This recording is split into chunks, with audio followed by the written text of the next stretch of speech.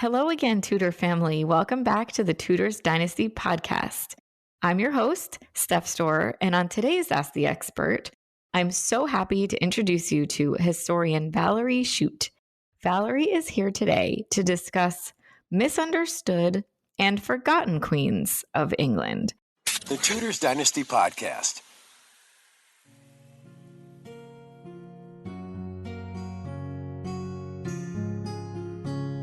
This is the Tudors Dynasty podcast. And now, Ask the Expert with Steph. Now, originally we had a list a mile long of queens to talk about. But then we realized that unless we want to do a 6-hour-long episode today, we should probably pare that down slightly. So since we are the Tudors Dynasty podcast, after all, we're going to keep it from kind of Middle Ages, medieval time period through the Tudor time period, or at least Tudor adjacent timing, if you guys get that. So I think we're good to go, right, Valerie? I think so. All right. Welcome to the show, and off we go. So I have tons and tons of questions for you about misunderstood queens.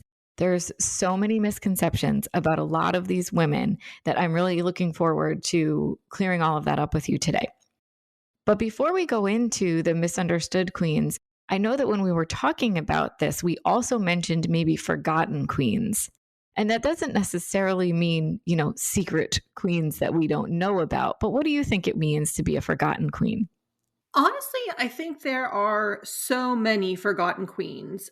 And this is because some of the most familiar queens are really larger than life, like the Six Wives of Henry VIII or Elizabeth I or Queen Victoria. And they tend to kind of overshadow a lot of other queens, which really has led to many misunderstandings and stereotypes, or just kind of not a great desire to know about some other queens. I mean, really, I work on Queen Mary I, and no matter how much I write and publish, Elizabeth is always more famous. So it's really hard to put out a new image of Mary that's accepted popularly. So like academically, Mary's starting to get a new image, but not necessarily like in the public perception because, somebody like Elizabeth is just so much more popular or larger than life. I mean, the other thing is when anyone thinks of queens, you automatically tend to think of well-known English and Western European queens. Even people like Catherine de' Medici and Marie de Guise and Mary of France, but you kind of forget that so many other cultures had queens too, like the native New Zealand peoples, or there's African queens, North American queens, even empresses in many Asian cultures. So there are lots and lots and lots of queens who just aren't that familiar because they're from places or time periods just not as well known as the Tudor period. One of the queens I actually am really interested in is a medieval queen, and by no means is she forgotten, but she's just not that, as popular, maybe, if you want to say. So I'm really interested in Queen Margaret of Scotland, who the patron saint of Scotland. Her chapel's at Edinburgh Castle, but it's small and easy to overlook. And while like the name might be familiar, I feel like not that much is actually known about her. She doesn't have the same kind of popular interest. So I think there's lots of ways to determine what a forgotten queen is. Agreed. There's so much to cover. And, I think that could be a great episode by itself as well, now that we're talking about it. It's so hard to decide what to actually focus on because there's just so much to cover and it's all so interesting. But here we go. That's okay. We will look at some of the misunderstood queens of England. Of course, we'll keep it to England and we'll keep it to this time period just so that we, again, aren't here for a million hours. Sounds great. So let's start off with, oddly enough, we're actually not even going to start with an official queen. But depending on who you talk to, she should have been an official queen, right? So let's kick things off with the Empress Matilda. I think that one of the focuses around her, and rightfully so, is the fact that she wasn't officially a queen. Why don't you tell us a little bit about why she wasn't a queen, but why she should have been, and or if she shouldn't have been. Kind of what do you think the misunderstandings around that whole situation are? Sure. I think Empress Matilda is really interesting because, like I said, as someone who works primarily on Queen Mary the first actual crowned Queen of England, Matilda is someone who frequently gets mentioned in passing, as maybe was she actually the first queen and not Mary. So I feel like Matilda gets mentioned a lot alongside Mary, but almost as a footnote. And I think that's kind of what makes her interesting is nobody quite knows what to do with Matilda. So was she a queen? Wasn't she a queen? And I think the reason for that is, so she was the daughter of Henry I of England. So she was a princess. She was wife to Holy Roman Emperor Henry V. At her first husband's death, she married Geoffrey, Count of Anjou, at her father's insistence to shore up his English holdings. But Henry I at his death had no other legitimate children besides Matilda, so he made her his heir. Well, as you can imagine, in 1135, this was not really the most popular idea to have this princess become queen. So she faced great opposition, and the throne was eventually seized by Stephen of Blois, who was backed by the church. So they fought for many, many years back and forth of, should it be a male who had the throne, who maybe had an army backing? Should it be Matilda, who had the inheritance right to be queen? Stephen was captured in 1141, but then when Matilda went to be crowned, she was really met with great unpopularity. The public just wasn't ready for this queen, and they weren't sure what to make of her. So after several years of fighting and back and forth, eventually Matilda's son became King Henry II of England in 1154. And there's really so much to her story, and she's a really interesting woman and certainly deserving of more mainstream attention. Even if I'll have a hard time accepting her as the first queen of England at some point. But I think it's because the differences with her and Mary maybe is that Mary also had to fight a coup to the throne. But at that time period, it was accepted that even though she was a bastard, her father was King of England legally before her, and that made her eligible to be queen just simply from inheritance and dynasty. And with Matilda, that wasn't quite as accepted yet, or there were other factors in, 1135. So the two things that I really want to focus on as far as the misconceptions around her. The first thing is, was there an actual official rule that a woman couldn't be the queen or king of England? No. So there was no such thing as Salic law, like in France, which did exclusively exclude a woman from inheriting the throne. In England, there was not, but certainly it was never expected that a woman would inherit the throne on her own. So it was simply just that people just didn't want it or didn't think a woman could do it. There wasn't actually a rule there. Okay, then the second thing was, you mentioned it before, so I just wanted to clarify again. Her father did actually name her his heir, correct? I think so. I mean, I'm not like a Matilda specialist, but from what I understand, he did expect that Matilda would succeed him, as his heir. So he didn't necessarily see a problem with it, but there were lots of outside issues. And sometimes when you think about the Middle Ages, it doesn't seem like the thrones were necessarily as secure. So even when you think back to later, which some of the queens will talk about with the War of the Roses, it's not like the succession was always incredibly easy and laid out. There were other contenders. Right. Unless there was somebody who had, one son, he lived to take over when his father died, and that's it. Not a lot of them were as cut and dry as that would have been. Okay, so the next one that we're going to talk about is Eleanor of Aquitaine. And again, she's one of my favorites. So I will have to try my best not to spend the entire rest of the episode talking about Eleanor. But As we continue to talk about misunderstood queens, one of the things about Eleanor of Aquitaine is her personality. I think that people think of her as this kind of immoral, promiscuous woman who potentially poisoned her husband's lover and, revolted against her husband and all of these negative things. But I would like to, in the next, 4 minutes, redeem her a little bit because she's awesome. I mean, I think what you've mentioned and what really gets to the core of this issue is that Eleanor was a duchess in her own right, wealthy and powerful, and that is threatening. So it would be very easy to say things very negative about her and make these accusations in an effort to curb some of the power that she actually had. I mean, when you think about Eleanor of Aquitaine, you think she is so well known. I mean, art, music, movies, film. Famously, Katharine Hepburn won the Academy Award for Best Actress, in 1968 for her portrayal of Eleanor in the Lion in Winter. I mean, Eleanor is one of those people who has a great reputation, and because of that, it can be easily construed, and she can very easily have detractors who say, "But wait a minute, did she really do all of those things?" So she was married to Louis VII of France, and the marriage was annulled. She was later married to Henry II of England. They had 5 sons and 3 daughters.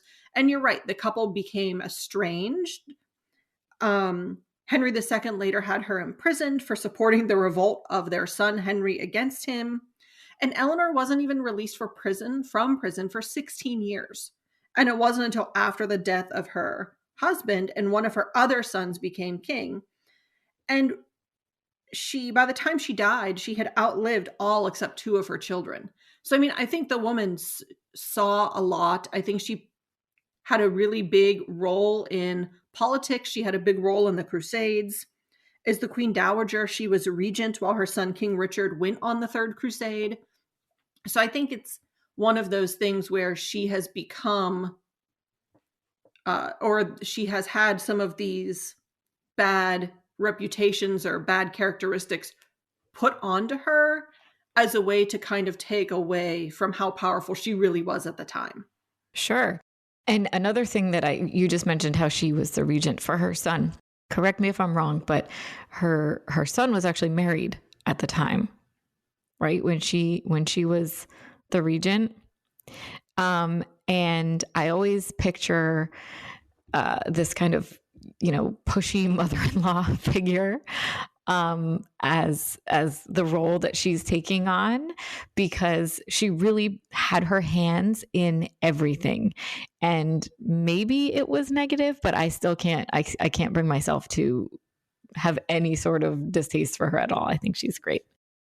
I think the role of pushy mother-in-law was also another one of those maybe stereotypes, so you kind of think that there was this woman who did have lots of influence over her son. And like that same stereotype kind of exists for Margaret Beaufort, described as really dominating Elizabeth of York. And, I don't really think that's true. I think maybe they worked together and they had different roles, but certainly Margaret was an important figure in Henry VII's life. I think in the same way that Eleanor would have been a very important figure in the lives of her sons. Okay, so we're going to switch gears a little bit away from Eleanor of Aquitaine, and now we're going to talk about Elizabeth Woodville.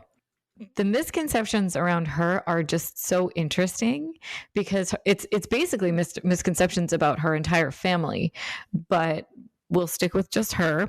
We'll try not to talk about her mom, but her mom plays a huge role, I think, in why we have the misconceptions about her that we have. But one of the things that we should clear up about Elizabeth Woodville is these weird rumors that went around that she came from a family of witches. How do you think that started, first of all?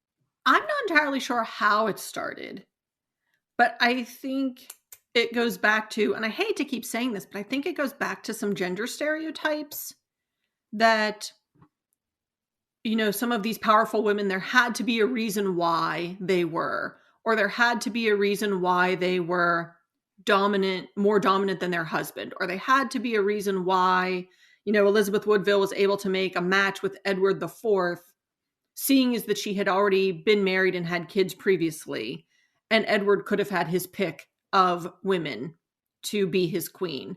So I think sometimes they just start as little rumors to discredit a specific female. And in this case, it was Elizabeth and her mother.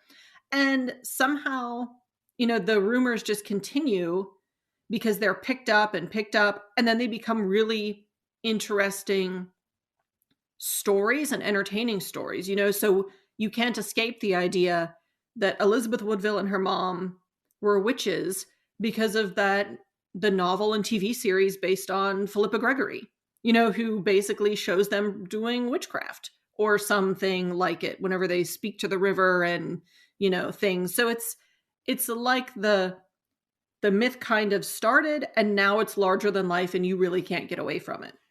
I'm glad you brought up the literature and Philippa Gregory, because I wanted to know if some of the examples of the witchcraft that they participated in her books, and obviously in the shows on television, which guilty as charged, I definitely watch them all. And I think it's really interesting and it's fun and entertaining. But obviously there are people who watch these things and take it as fact. So do you think that the things that she wrote about or that were portrayed in the television series were from her own imagination, or did any of those examples actually come from the time when people thought that she was a witch, and then, Philippa just took those things and ran with them? I will admit lots of things right up front. One, I have also seen and read pretty much all of Philippa Gregory's works and the TV shows. And really, I think The Other Boleyn Girl is one of the reasons I became really interested in the Tudors. When I was undergrad. Me too. We definitely have that in common. Reading some of these stories. Now, I'm not as well versed in medieval witchcraft, so I will admit that. And it has been a long time since I have seen. I think, was it the White Queen? I think is that the right title? I think it's they're the White Queen and the White Princess, okay, and then so it's been a while. And the Red Queen, I think, was just the book. Okay, so it's been a while since I have seen those or read them. So I'm not entirely sure what witchcraft would have been understood in, the 13th, 14th, 15th centuries. I'm just not entirely sure.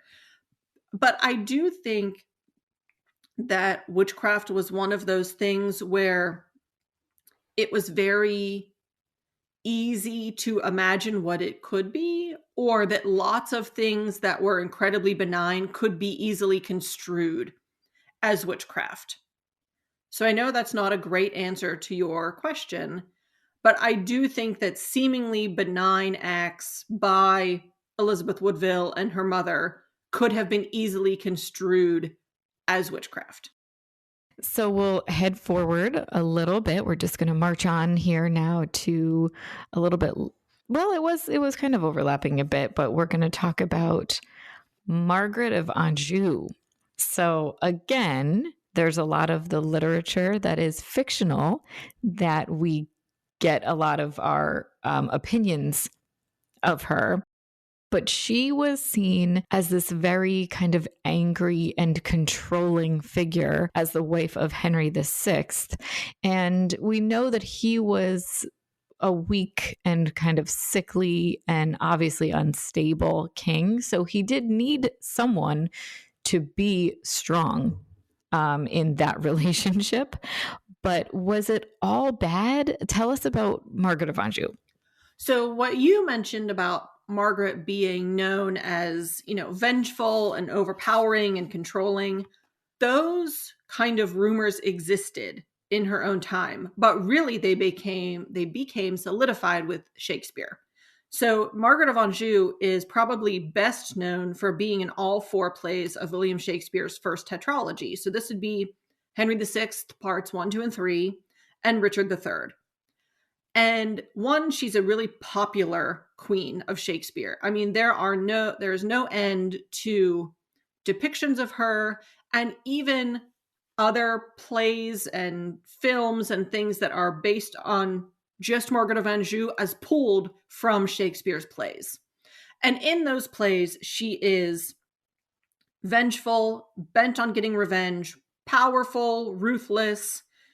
She easily overpowers her husband. And that's kind of the reputation has just stuck. And I really think we can thank Shakespeare for that reputation.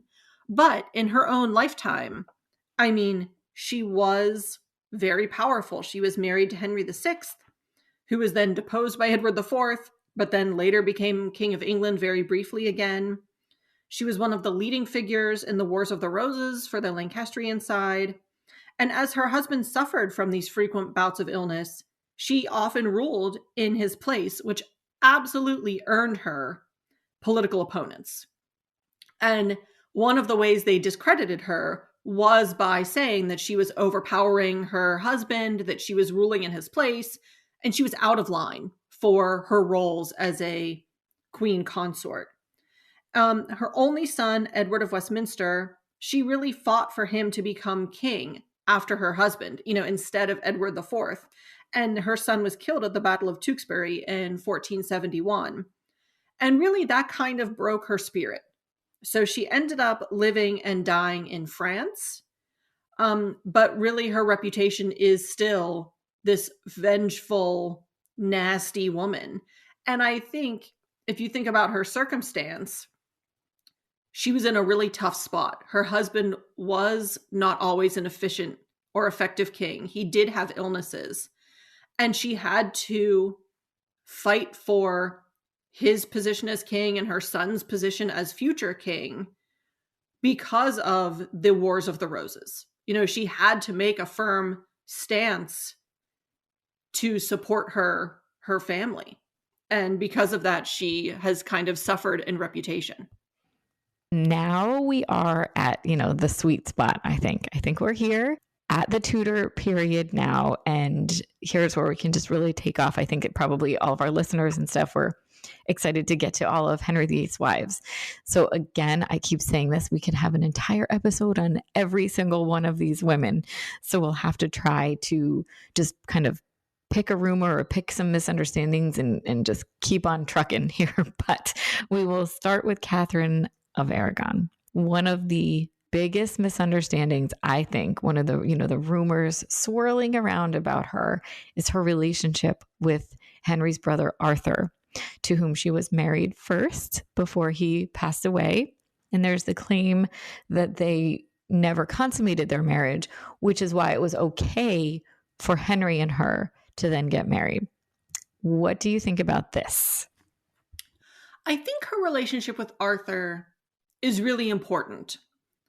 And not necessarily because of whether or not they ever consummated their marriage, but because of the political implications of the match, that she was an infanta of Spain and the Tudors were not, they were a brand new dynasty, and Henry VII reached out to marry into a powerful European family to give his dynasty, some power, some credentials, essentially. So I think the match itself is really, really important. But you're right in that we tend to only focus on whether or not they had sex. And that seems to be the only thing that gets discussed between Catherine and Arthur. And one, I'll say I'm not entirely sure we would ever know. I mean, it's one of those things like that wouldn't have been, documented and written down. The royal couple, consummated the marriage last evening or something. I think there would have been an assumption at the time that they did. That was expected. They were married. They had a wedding night. Sure. That would be the natural progression of things. But when you look at, you really, that doesn't, their relationship comes up at 2 times later in Catherine's life. So one is when she goes to marry Henry VIII. And because she was married to Arthur, she and Henry needed a papal dispensation to marry because she would have had relations with Arthur. So at the time, she says, I'm a virgin. We never consummated the marriage.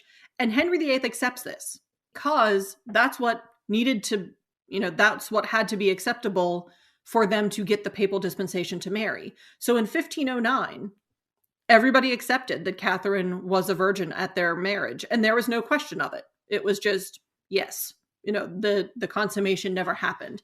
So it wasn't until later, when Henry tried to separate, that he needed a reason to separate, and her previous relations with his brother would have been the reason.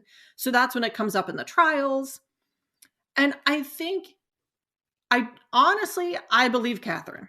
I mean, I've looked at the evidence, and even some newer Spanish sources have recently come out. And there's going to be an article about it later this year that I'm editing for someone that even talks about the Spanish sources. And everywhere Catherine went, she constantly professed that she never had sex with Arthur. And her ladies who were with her at the time attest to the same thing.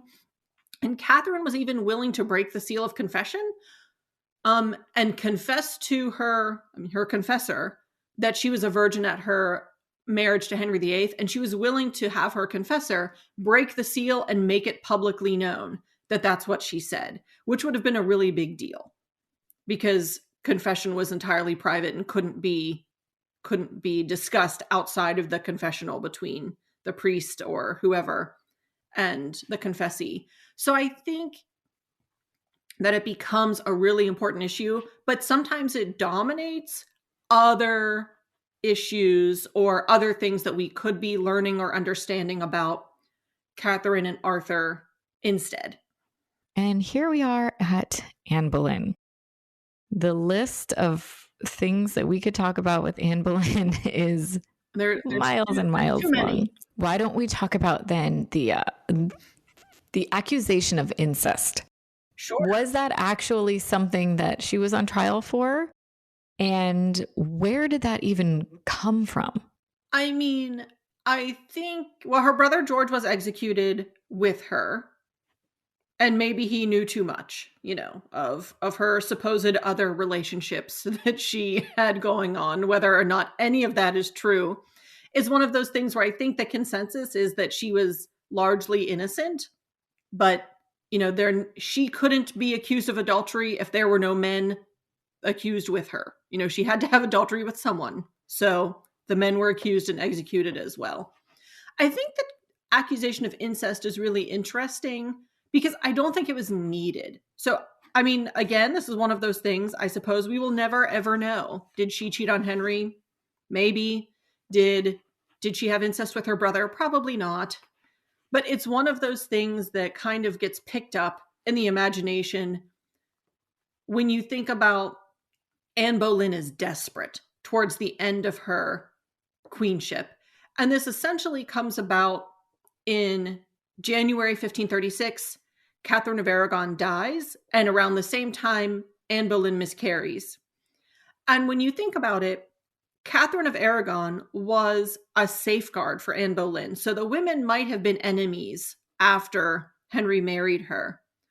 But with Catherine living, Henry VIII was always going to keep Anne Boleyn as his wife, because he could not risk divorcing a second time and having a third living wife.